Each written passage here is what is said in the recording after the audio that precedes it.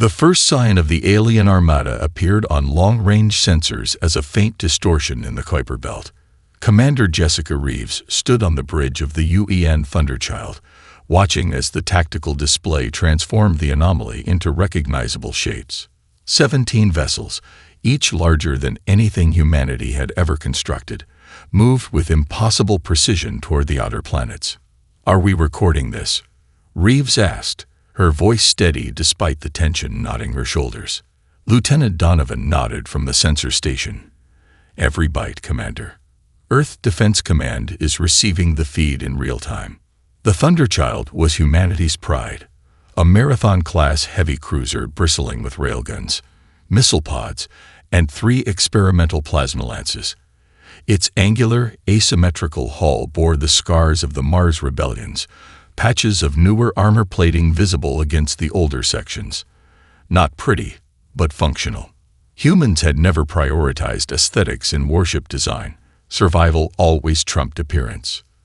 "They're accelerating," Tactical Officer Rodriguez reported. "Approaching Saturn's orbit at..." "That can't be right." He recalibrated his instruments. "Sir, they're moving at nearly 0.3 C and decelerating rapidly. No visible engine flare."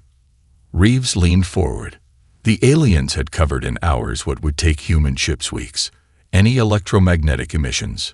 Heat signatures? "Nothing, sir. They're cold as vacuum until..." "Wait." Rodriguez's console erupted with alerts. "Massive energy spike. They're broadcasting something across all frequencies." The main view screen flickered, then stabilized to reveal an alien being. Its translucent, crystalline exoskeleton enclosed a body structure unlike anything terrestrial evolution had produced.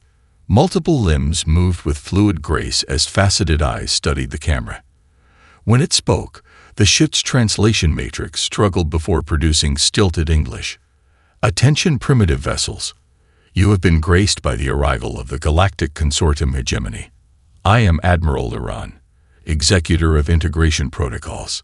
Your species has been evaluated and deemed suitable for assimilation as a protectorate civilization. Resistance is inadvisable and historically unsuccessful." Reeves maintained her composure, though her hand instinctively touched the combat knife she kept sheathed at her hip, a relic from her days in the orbital drop corps. "This is Commander Jessica Reeves of the United Earth Navy vessel Thunderchild. We represent an independent, sovereign species. We welcome peaceful contact, but will not submit to integration without consultation with our government." The alien's crystalline features shifted in what might have been amusement. "Your comprehension is irrelevant.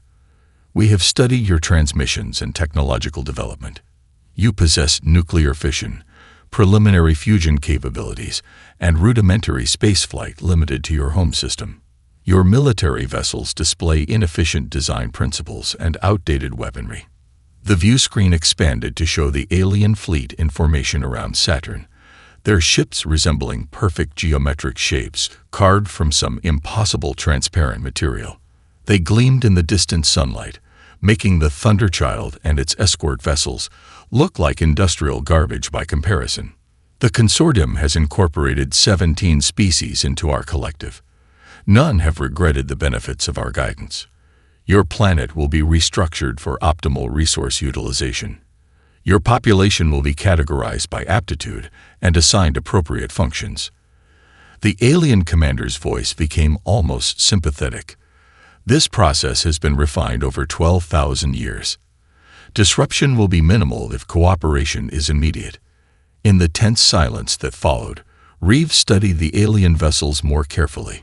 Despite their beauty, something struck her as odd. Where were their point defense systems? The armor plating? The redundant external sensors? Even the most basic UEN corvette had backup systems for critical functions and armor thick enough to survive micrometeorite impacts. These alien ships looked like delicate sculptures rather than war machines. "Admiral Liran," she responded, choosing her words carefully. "Our government will need time to consider your proposal. This is our first contact with extraterrestrial intelligence. Surely you understand the significance of this moment for our species. The alien commander made a gesture that the translation matrix couldn't interpret. Your species has been monitored since you developed radio technology. There is nothing to consider. You will receive integration protocols within your planetary hour. Implementation will commence in 72 of your hours. The crystalline face leaned closer to whatever served as their camera. Be advised, resistance has occurred in 11.8% of first contacts. In each case, the resisting species required cleansing protocols before integration of survivors. The transmission terminated abruptly. On the tactical display, the alien armada had arranged itself in a perfect defensive sphere, maintaining position near Saturn. "Get me Earth Defense Command," Reeves ordered, her mind racing through combat scenarios and finding none that ended well for humanity. "And bring the ship to combat readiness. I want every sensor focused on those vessels. Record everything. Energy signatures, communication patterns, hull compositions. If they sneeze, I want to know about it." As her crew rushed to comply, Reeves studied the alien ships once more. Despite their technological superiority, something about their design philosophy nagged at her. These weren't vessels built to take punishment. They were built by a species that had never expected to receive any. "Lieutenant Donovan," she said quietly, "send everything we have to Dr. Wright in engineering. Tell him to look for weaknesses in their design, particularly structural vulnerabilities that might not be obvious to a species that evolved in different gravity or atmospheric conditions than ours." For the first time since the alien armada appeared, Reeves felt a glimmer of hope. Humanity had spent its entire history learning to survive under harsh conditions and against terrible odds. Perhaps being underestimated would prove to be their greatest advantage. Dr. Marcus Wright hadn't slept in 36 hours. The engineering bay of the Thunderchild had transformed into an impromptu research lab, holographic projections of the alien vessels floating above every available surface. Coffee cups littered his workstation as he pored over the sensor data Commander Reeves had sent down. "This can't be right," he muttered, running the analysis for the 5th time. The results remained unchanged. His assistant, Lieutenant Park, looked up from her own terminal. "What did you find?" Wright gestured at the structural model rotating before him. "These ships, they're marvels of engineering, certainly. Quantum-stabilized crystalline lattices, energy distribution systems we can barely comprehend. But look at the whole composition." Park studied the readout. "It's some kind of advanced composite we've never seen before." "Yes, but notice the density patterns." Wright highlighted sections of the model. "There's no variation, no reinforcement at critical junctures, no redundant shielding around vital systems." He pulled up a comparison model of the Thunderchild. "Look at our ship, layered ablative armor plating, thickest around the bridge, engines, and weapons systems. Compartmentalized design so one breach doesn't compromise the entire vessel." His fingers danced across the controls, bringing up new data streams. "And I've been analyzing their quantum communications. The translation matrix is still struggling with technical terms, but I'm picking up references to their homeworlds." The hologram shifted to display several planetary bodies, low-gravity environments, minimal tectonic activity, stable atmospheres with negligible radiation. These species evolved in paradises compared to Earth. Park's eyes widened as understanding dawned. They've never had to build ships to withstand extreme conditions. Exactly. Wright pulled up Earth's geological and atmospheric data. Humans evolved on a death world by galactic standards. High gravity, constant radiation from our sun, regular tectonic activity, violent weather patterns, and a history of catastrophic extinction events. We built our ships to survive because our entire evolutionary history taught us that survival requires redundancy and resilience. Wright's terminal chimed with an incoming transmission from UEN headquarters beneath the Pacific Ocean. Admiral Helena Vasquez's weathered face appeared on screen, the command bunker visible behind her. "Dr. Wright, please tell me you found something we can use," she said without preamble. Wright straightened. "Admiral, I believe I have. The consortium vessels are technologically superior to ours in almost every way. Faster, more powerful, more efficient. But they have a critical vulnerability we lack. Explain. Their ships aren't built to take punishment. They're designed for elegance and efficiency, not survival. Wright transferred his findings to the Admiral's terminal. They'd never faced an adversary that could seriously threaten them.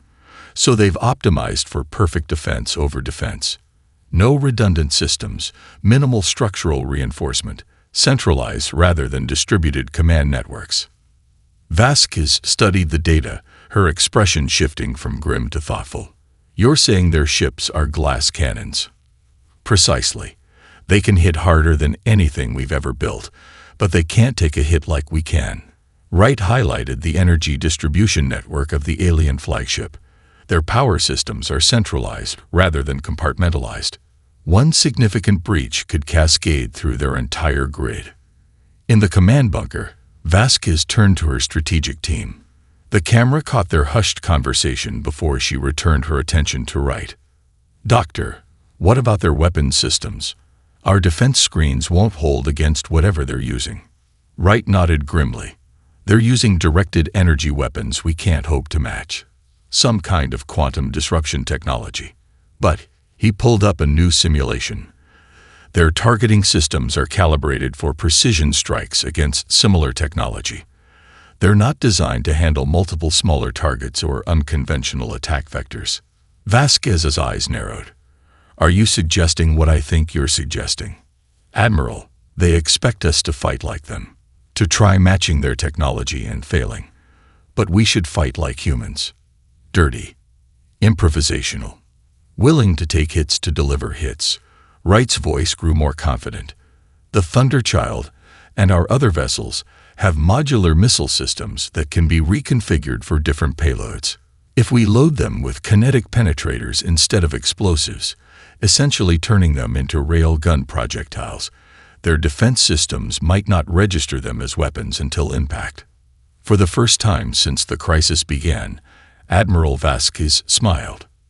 "Dr. Wright, I think you just gave humanity a fighting chance."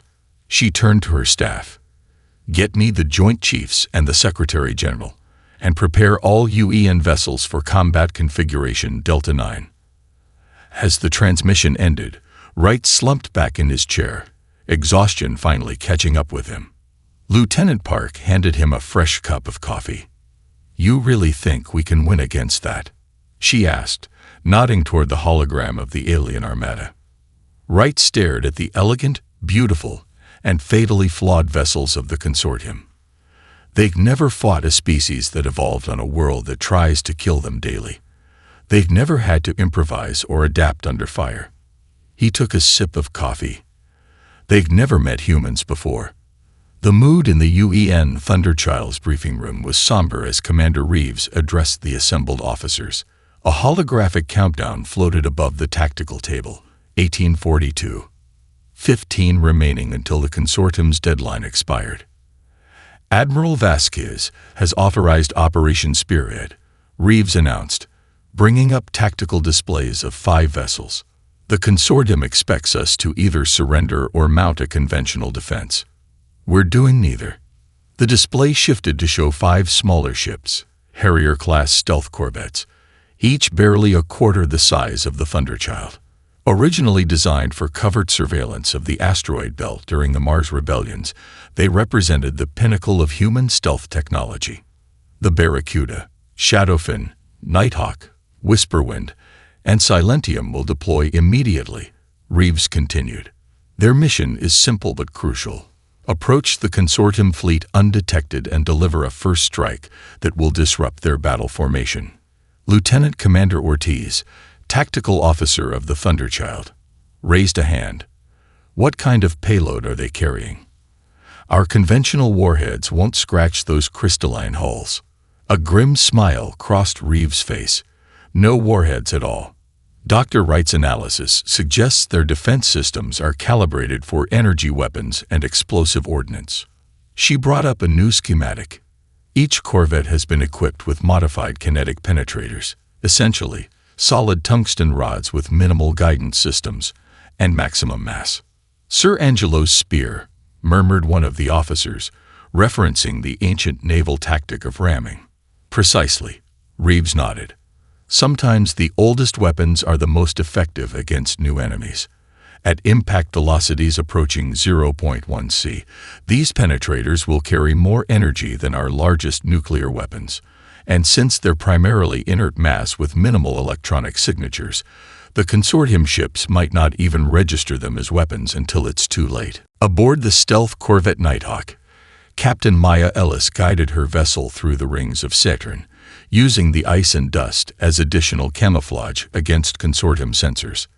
The ship's experimental ablative cooling system kept their heat signature nearly indistinguishable from the surrounding space. Approaching designated launch coordinates, her navigator reported quietly, though there was no need for whispers in the vacuum of space. Old habits from submarine service died hard. Ellis checked her tactical display. The other 4 corvettes were similarly positioned, creating a rough pentagon around their target area. The consortium fleet maintained its perfect formation, their crystalline vessels gleaming in Saturn's reflected light. "Final weapon check," Ellis ordered. Her weapons officer ran through the diagnostics. "Kinetic penetrator is nominal. Mass ratio optimized at 98%. Guidance system on standby." Ellis took a deep breath. Humanity's first offensive action against an alien species would happen on her command. The weight of history pressed on her shoulders like a physical force. "Remember," she told her crew, "we're not aiming to destroy their entire fleet. We just need to prove they're vulnerable, to break their sense of invulnerability, for psychological impact as much as tactical advantage." The navigator looked up. "In position, Captain." Ellis nodded. "All corvettes, this is Nighthawk. Commence simultaneous launch on my mark." She watched the countdown on her display. 3, 2, 1, mark. 5 tungsten penetrators, each massing nearly 50 tons, detached from their carrier vessels. Initially moving at the same velocity as the corvettes, they activated minimal guidance systems and sequential acceleration charges. No propellant flares or energy signatures, just pure Newtonian physics as they gradually built speed toward their targets. In the consortium flagship, Admiral Liran reviewed the integration protocols for Earth. The species showed promise despite their primitive technology. Adaptable, resilient, and with interesting cognitive patterns, they would make useful additions to the consortium once properly guided. "Admiral." His sensor officer's voice held an unusual note of concern. "We're detecting anomalous mass readings approaching from multiple vectors." Liran didn't bother looking up from his work. "Specify anomalous." 5 objects, solid mass, approaching at high velocity. "They appear to be." Confusion colored the officer's tone. "Simple projectiles." Liran finally glanced at the tactical display, mandibles clicking in amusement. "The humans are throwing rocks at us. Activate perimeter defenses as a precaution, but maintain current alert status." The defense officer complied, but frowned at his readouts. "The defense grid is having difficulty targeting. The objects have minimal electronic signatures and no energy emissions." For the first time, a flicker of concern passed through Liran's consciousness. "Velocity increasing rapidly, currently at 0.08 and accelerating." Liran's crystalline appendages stiffened. At those speeds, even primitive projectiles would carry devastating kinetic energy. Evasive action. All vessels disperse formation. The order came too late. The first tungsten penetrator struck the consortium vessel Harmonious Enlightenment amidships. The crystalline hull, designed to disperse energy weapons, had no defense against 50 tons of solid metal moving at a significant fraction of light speed. The penetrator punched through the vessel like a bullet through glass, the kinetic energy converting to heat and shock waves that shattered the ship from within. 2 more consortium ships suffered direct hits within seconds, while the remaining penetrators grazed their targets, still causing significant damage. The perfect formation dissolved into chaos as the surviving vessels scattered. Admiral Liran stared in disbelief at the tactical display, showing 3 of his ships destroyed and 2 heavily damaged. For the first time in his long career, he felt something foreign and disturbing enter his mind. Doubt. Admiral Liron's rage manifested as crackling energy across his crystalline exoskeleton. The Consortium Battle Network, previously a model of elegant coordination, now pulsed with chaotic data as damaged ships reported their status. "Full counterattack," he commanded. "Target their primary vessels and unleash maximum firepower. Show these primitives the consequence of defiance." The remaining Consortium vessels realigned with unsettling swiftness. Their weapon ports opened like blossoming flowers, revealing cores of swirling energy that defied human understanding of physics. Aboard the Thunderchild, Commander Reeves watched the tactical display with calculated calm. They're forming up for a concentrated barrage. All vessels execute Scatter Protocol Epsilon. Maintain communications discipline.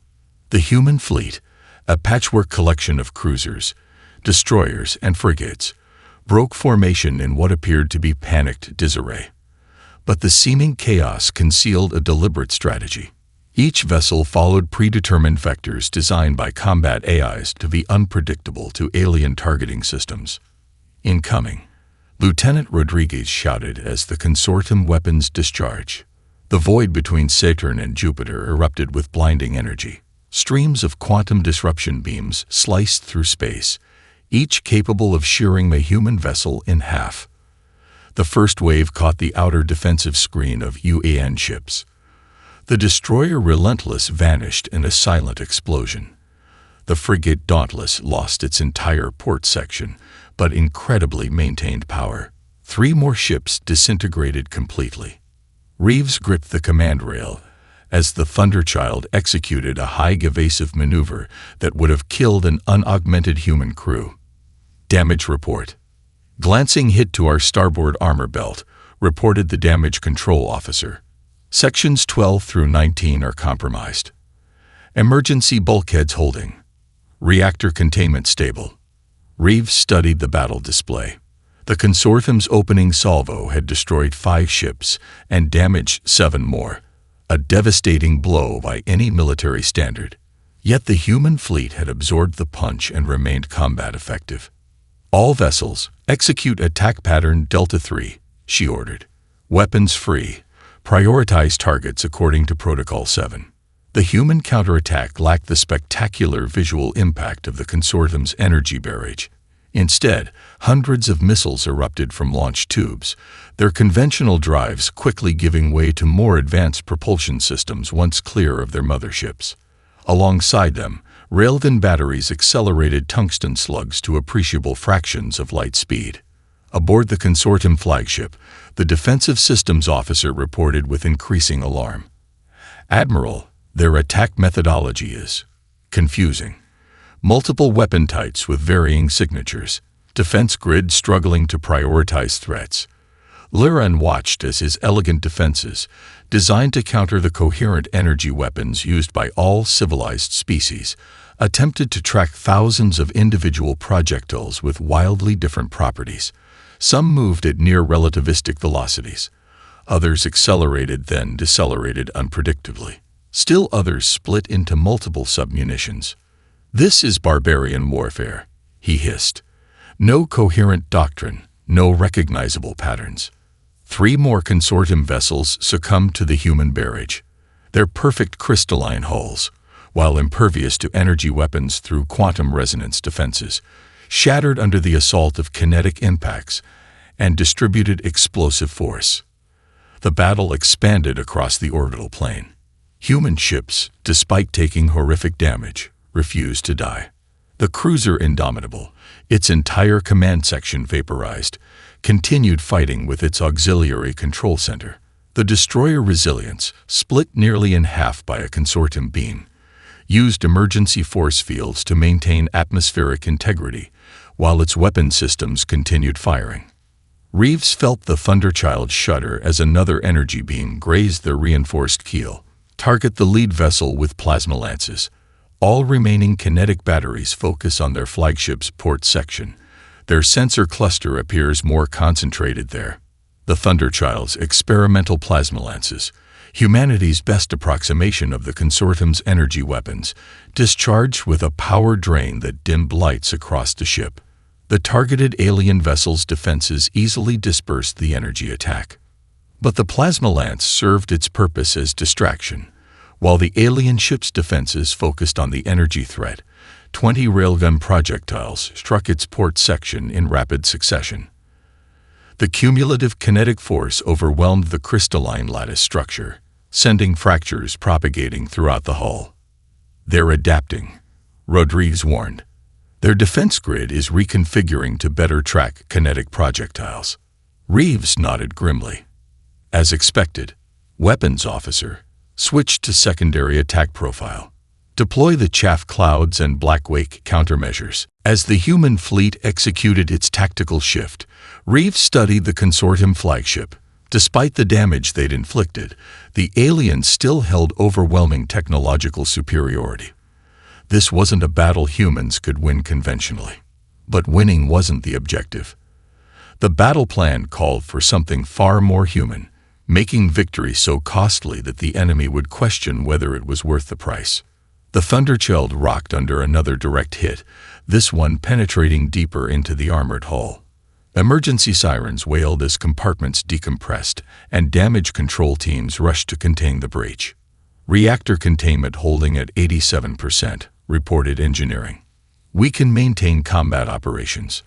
Reeves tasted blood from where she'd bitten her lip during the impact. "All vessels, commence Phase 2. Let's show our visitors what human endurance really means." 3 days into the battle, the space between Saturn and Jupiter had become a graveyard. Debris fields of human and consortium vessels alike created navigational hazards that both sides now used for tactical cover.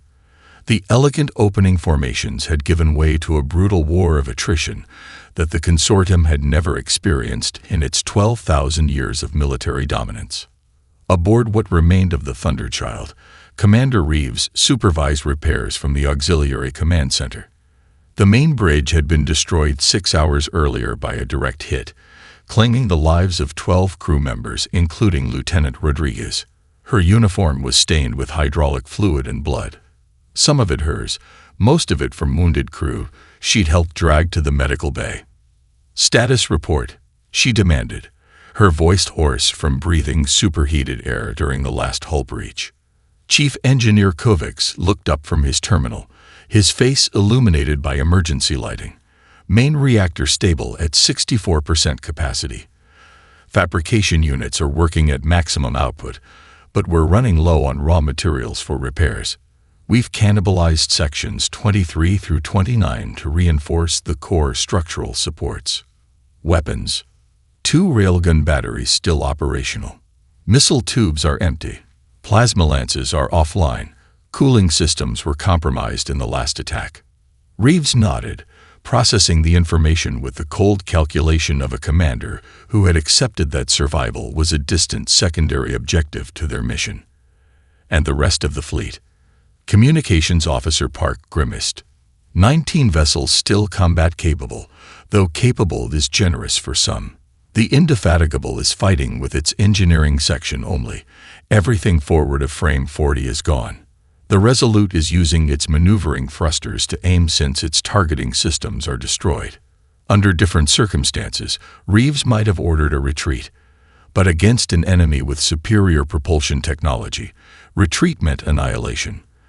Their only chance was to make the consortium bleed until they questioned whether Earth was worth the cost. And the enemy. The consortium is down to 11 ships from their original 17.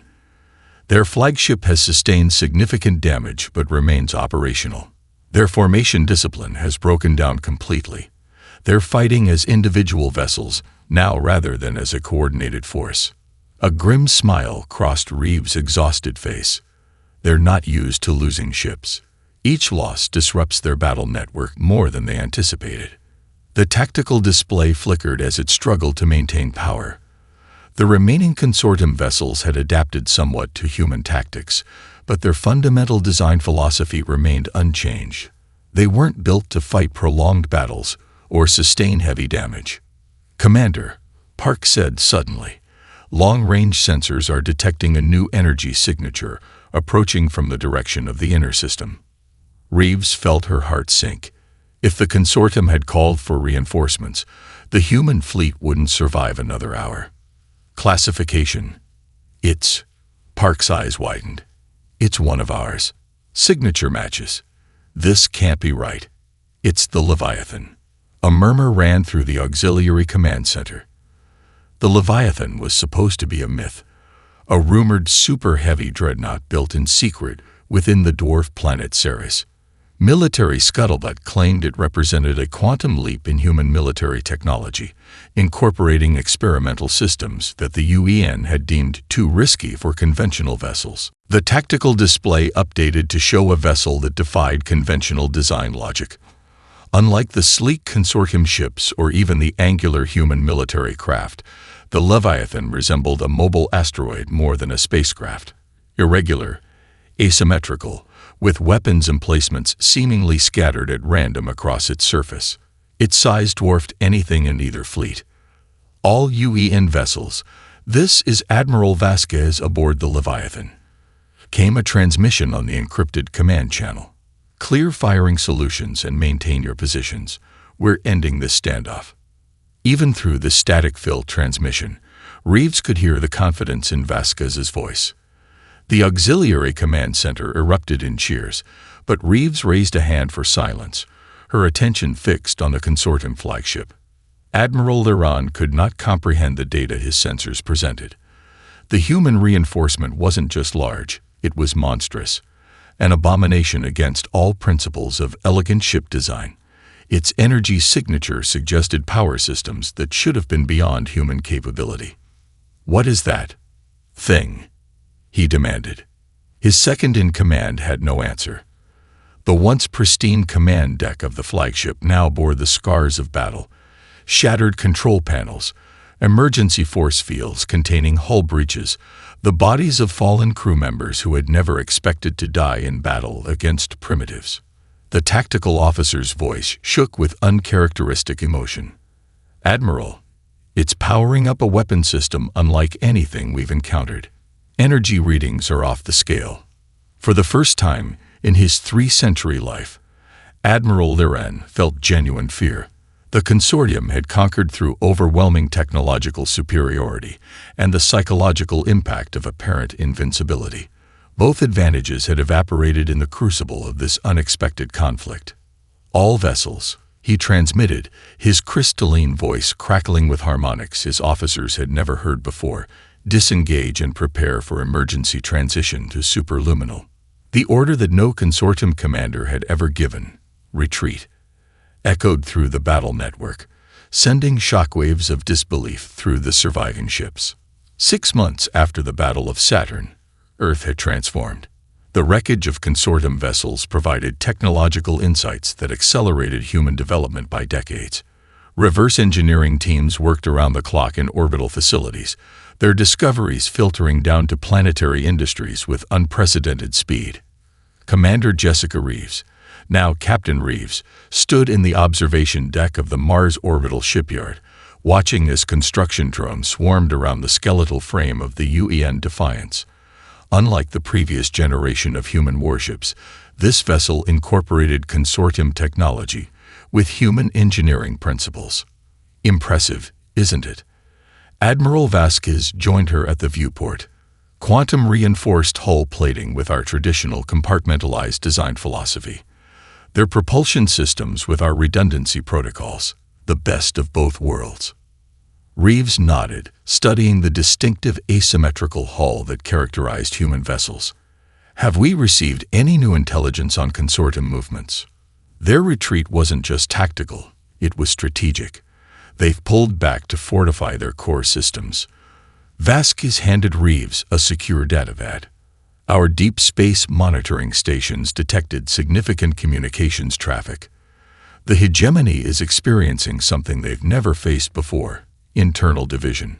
The datapad displayed intercepted transmissions from 17 distinct species within the consortium. Some advocated immediate peace negotiations, arguing that humans had proven themselves worthy of respect rather than subjugation. Others demanded the deployment of planet-killer weapons to eliminate the human infection before it could spread. "They're afraid of us," Reeves observed, with good reason. Vasquez gestured toward another construction bay, where engineers were integrating a captured consortium quantum void engine into a human-designed cruiser. "We've accomplished in 6 months what would normally take a century of development. The Leviathan was just the beginning, a prototype using technologies we barely understood. Now we're building vessels that combine their scientific advancement with our practical experience." A holographic alert appeared above Vasquez's wrist communicator. "The Council is assembling. They want our input on the expedition proposal." The Strategic Operations Center beneath Geneva hummed with activity as military and civilian leaders debated humanity's next move. Dr. Marcus Wright, now heading the Xenotechnology Integration Division, presented the latest findings. "We've decoded approximately 43% of the consortium's technological database," he explained, highlighting various schematics. "Their quantum communications network is particularly interesting. It spans thousands of light years instantly, allowing real-time coordination across their territory." The Secretary General leaned forward. "And you believe we can access this network?" "Not just access it. We can use it to broadcast directly to all 17 species simultaneously, bypassing their leadership structure." Wright's expression was solemn. "This gives us unprecedented diplomatic leverage." Admiral Leron's face appeared on the central display, a recording from his final transmission before retreating. "These humans possess something more dangerous than technology or numbers. They thrive on conflict and emerge stronger through adversity. Each defeat teaches them. Each victory emboldens them." Captain Reeves studied the alien's crystalline features, noting the fractures that stress had created in his exoskeleton. "He underestimated us initially, but he's learned. The question is whether the rest of the consortium leadership shares his assessment." Admiral Vasquez activated a tactical projection showing consortium territory. 17 star systems connected by trade routes and quantum communication relays. Intelligence suggests their leadership is divided. Some species recognize the potential benefits of peaceful relations with humanity. Others view us as an existential threat that must be eliminated at any cost. Then we must demonstrate both our capability for destruction and our preference for peace, the Secretary General concluded. Captain Reeves, I'm authorizing Operation Lighthouse. The Defiance will lead our first expedition into consortium space. 3 weeks later, Captain Reeves stood on the bridge of the completed UEN Defiance. The vessel represented humanity's new direction, a hybrid of consortium elegance and human practicality. Its quantum void engines could match any alien vessel for speed, while its compartmentalized design and redundant systems maintained the durability that had proven so crucial. "All systems online, Captain," reported the operations officer. "Quantum navigation is calibrated for the Proxima Centauri jump point." Reeves took her command chair, surveying the bridge crew, veterans of the Saturn engagement, scientists specializing in alien technology, and diplomatic personnel trained for first contact scenarios.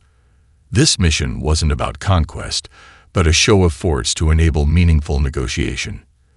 "We're making history today," she told them. "The first human vessel to enter another star system. The first to enter consortium territory not as subjects, but as equals." She activated the ship-wide communication system. "All hands, prepare for departure. Our mission is clear. We demonstrate our strength not to intimidate, but to earn respect." The Defiance disengaged from the orbital shipyard, its hull gleaming with the distinctive pattern of quantum-reinforced plating. 5 additional vessels, each incorporating reverse-engineered consortium technology, formed up in escort formation. As the small fleet accelerated toward the jump point, Reeves reviewed the mission parameters one final time. They would enter consortium space not with demands for surrender, but with terms for a new relationship: recognition of Earth's sovereignty, reparations for lives lost, and a place in the Galactic Consortium as equals, not subjects. The diplomatic package included one final crucial demand that the Council had debated intensely: access to the Consortium's historical archives about all known species and civilizations. If humanity was to secure its place among the stars, it needed to understand the context in which it now existed. "Quantum void engines at full capacity," announced the helm officer. "Jump point acquired." Reeves gave the order that would change humanity's destiny forever. "Execute jump." The diplomatic station orbiting Proxima Centauri represented neutral territory, a hastily constructed facility where representatives from Earth and the Consortium could meet without either side claiming home advantage. Captain Reeves stood at the viewport of the Defiance, studying the crystalline architecture of the Consortium diplomatic vessel docked opposite their berth. "Quite a difference from their warships," observed Dr. Wright, who had joined the expedition as technical advisor. "More ornate, less functional." "They're making a statement," Reeves replied, "reminding us of their cultural sophistication." She turned to face the diplomatic team preparing for the day's negotiations. "Remember, we're not here as supplicants or conquerors. We're here as equals seeking mutual understanding." As the human delegation departed for the station, Wright remained aboard the Defiance with a specialized team of engineers and xenolinguists. Their assignment: continue analyzing the captured Consortium databases while the diplomatic process unfolded. Hours later, while Captain Reeves engaged in carefully choreographed diplomatic exchanges with the Consortium representatives, Dr. Wright made a discovery that sent a chill through his entire body. "Get me secure communications with the captain," he told his assistant urgently. "Priority Alpha."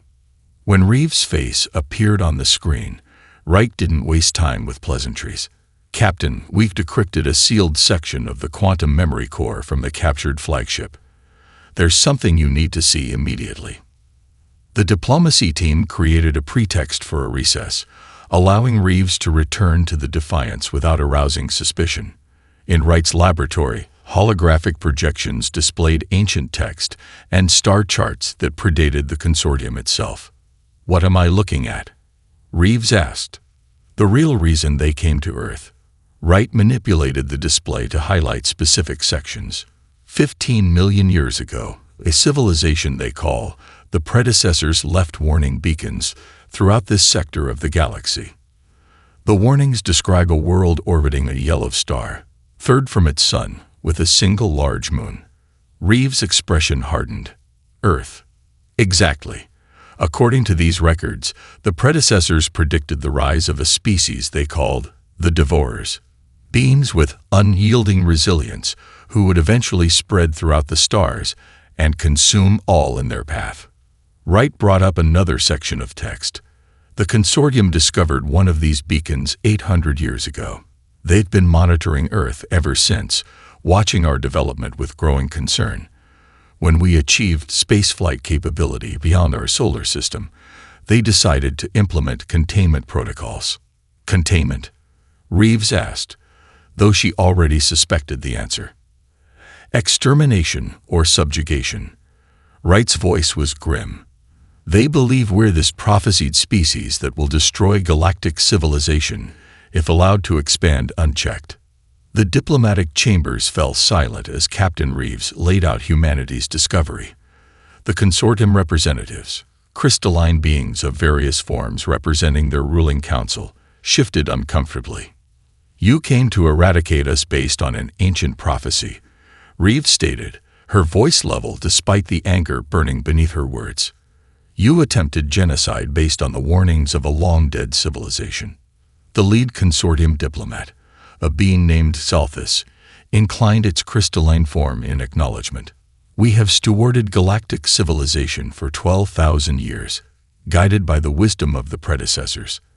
Their technological legacy forms the foundation of our society. Their warnings have never proven false." "Until now," Reeves countered. "You expected primitive savages, easily conquered. Instead, you found a species tested by evolution to endure, adapt, and overcome. The prophecy said we would consume everything in our path, yet when given the advantage, we sought diplomacy rather than domination." Murmurs rippled through the consortium delegation as they communicated through their quantum consciousness network. Reeves could sense the division among them, some advocating for renewed conflict, others recognizing the wisdom in her words. The prophecy described beings of unyielding resilience, admitted Zalthus. This quality was interpreted as relentless aggression. Perhaps there was misinterpretation. Reeves leaned forward. Or perhaps your predecessors saw something in humanity that frightened them. Our capacity to survive against all odds, to fight when necessary but to build when possible. They feared what they didn't understand. She gestured to the human delegation, scientists, diplomats, and military officers working together. We survived our planet trying to kill us. We survived our own attempts to destroy ourselves. And yes, we survived your attempt to eradicate us. But survival isn't our only strength, or even our greatest one. Captain Reeves faced the consortium representatives with resolve. You have a choice now. Continue fighting a war you started based on ancient fears, or recognize that the universe is complex enough for multiple perspectives to coexist. The prophecy got one thing wrong. We're builders, not devourers. The diplomatic chamber fell silent as Reeves' challenge hung in the air. The human delegation stood firm, representatives of a species that had proven its might in battle, but now offered peace from a position of strength. Zalthus's crystalline form reflected the chamber's light in a pattern the human translators recognized as deep consideration. What do you propose, Captain Reeves of Earth? A new beginning, she answered. One where ancient prophecies matter less than present actions. 1 year after first contact, the massive station named Harmony orbited Earth's L5 point, its design a stunning fusion of human practicality and consortium elegance. Representatives from all 17 consortium species joined with Earth's delegation in the central chamber, a transparent dome offering a breathtaking view of the blue planet below. Admiral Vasquez, now sporting the insignia of Supreme Commander of the United Earth Navy, stood alongside Captain Reeves as they prepared to present humanity's proposal to the assembled galactic community. The chamber hummed with translators and quantum communication nodes, ensuring every species could participate fully. Distinguished representatives, Vasquez began, her voice carrying the gravitas of someone who had witnessed both the horrors and triumphs of first contact. 1 year ago, our species met in conflict born of misunderstanding and ancient fears. Today, we meet to forge a path forward based on present truth rather than prophesied fears. Holographic displays activated around the chamber, showing images of Earth's history, ice ages, volcanic eruptions, world wars, nuclear standoffs, and climate disasters. Humanity has nearly destroyed itself dozens of times, she continued. We understand the value of peace precisely because we have come so close to extinction by our own hands. We have learned through bitter experience that survival alone is insufficient. Cooperation is essential. The displays shifted to show the development of human spacecraft, from primitive chemical rockets to the current hybrid vessels, incorporating consortium technology with human design principles. Our battle vessels earned your respect through their peerless might in cosmic warfare, Vasquez acknowledged, nodding toward Admiral Liran, who sat among the consortium delegation. But the true strength of humanity lies not in our capacity for destruction, but in our ability to transform conflict into cooperation. Captain Reeves stepped forward, activating a new holographic display showing a restructured organizational chart for galactic governance. We propose the Pax Galactica initiative, she explained, a transformation of the consortium from a hegemony into a true cooperative where each species contributes according to their evolutionary strengths and unique perspectives. Humanity doesn't seek to rule or dominate. We seek to participate and collaborate. Murmurs rippled through the assembly as the implications became clear. For 12,000 years, the consortium had functioned as a hierarchy, with the founding species maintaining control. The human proposal suggested something radical: genuine equality. You would dismantle 12 millennia of stable governance based on your limited experience, challenged a crystalline representative from one of the consortium's founding worlds. We would evolve it, corrected Reeves. Just as species must adapt to survive, so must civilizations. The consortium has never faced a serious external threat until humanity. This exposed weaknesses in your philosophy and governance. Rather than seeing this as failure, see it as an opportunity for growth. Dr. Wright presented the next section, detailing practical implementations. Each species possesses unique evolutionary advantages. Some thrive in environments others find hostile. Some perceive wavelengths others cannot. Some process information in ways others cannot comprehend. True strength comes from harnessing this diversity rather than enforcing uniformity. The chamber fell silent as the implications settled over the assembly. This wasn't conquest or subjugation. It was genuine innovation in interspecies relations. Admiral Liran rose from his seat, his crystalline form bearing the permanent fractures from the Battle of Saturn, scars that would never heal properly given consortium physiology. All eyes turned to him, the military leader who had first underestimated humanity and then advocated most strongly for peaceful resolution. "I have lived 3 centuries," he began, his translated voice resonant with hard-won wisdom. "In that time, I commanded the subjugation of 4 species into the consortium. None resisted effectively. None offered alternatives. Humans did both." He approached the central platform where the Earth representatives stood. The prophecy that led us to fear humanity was correct, but incomplete. These humans will indeed change our galaxy forever, not through destruction as we feared, but by teaching us to endure adversity and emerge stronger. Liran turned to face the assembly. "I support the human proposal. The consortium must evolve or eventually face extinction when it encounters a challenge it cannot overcome through technological superiority alone." The chamber erupted in discussion, some voices raised in protest, others in support, but the momentum had shifted unmistakably toward cooperation.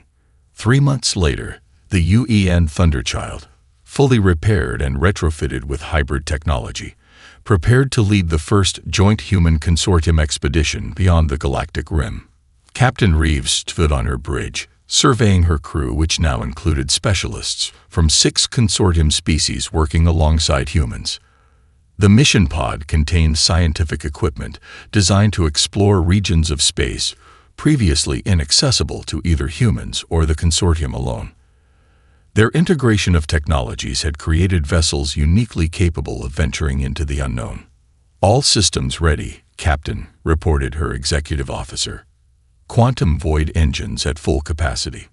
Reeves gazed at the viewscreen showing Earth receding behind them.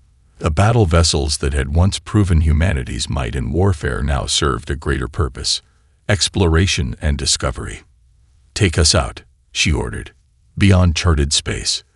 The Thunderchild and its escort fleet accelerated into the void, carrying representatives of 18 species toward whatever challenges awaited, not as conquerors or devourers, but as explorers bound by humanity's most powerful lesson. True strength comes not from technological superiority, but from cooperation in the face of cosmic indifference.